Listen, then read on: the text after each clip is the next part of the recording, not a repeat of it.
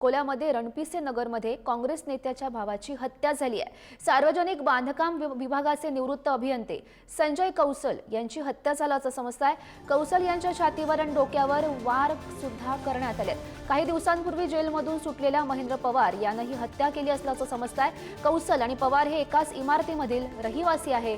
पूर्ववैमनस्यातून ही हत्या झाली अशी माहिती सध्या समोर येते।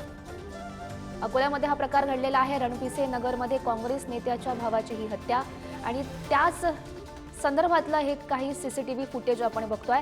ज्यावेळी ही हत्या करण्यात आलेली होती तो व्हिडिओ ती दृश्य ही सीसीटीव्ही कॅमेऱ्यात कैद झाली आहे। या संदर्भात अधिकची माहिती जाणून घेऊयात। आमचे प्रतिनिधी जयेश गावंडे सध्या आपल्या सोबत आहेत।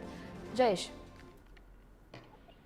गौरी, मृतक संजय कौशल आणि महेंद्र सिंग यांच्या वडिलांमध्ये काही दिवसांपूर्वी किरकोळ कारणावरून वाद झाला होता आणि आता त्याचाच राग मनात धरून महेंद्र सिंग, आरोपी जो आहे पवार, महेंद्र सिंग पवार याने मद्यप्राशन करून रात्रीच्या सुमारास काँग्रेसचे नेते विजय कौशल यांचे भाऊ संजय कौशल यांची अतिशय निर्गुणपणे हत्या केली आहे आणि त्याचा सीसीटीव्ही जो आहे तो समोर आला आहे हत्या करतानाचा। आणि लोखंडी टिकासने छातीवर आणि डोक्यावर संजय कौशल यांच्या वार करण्यात आले आणि जागीच त्यांचा मृत्यू झाला।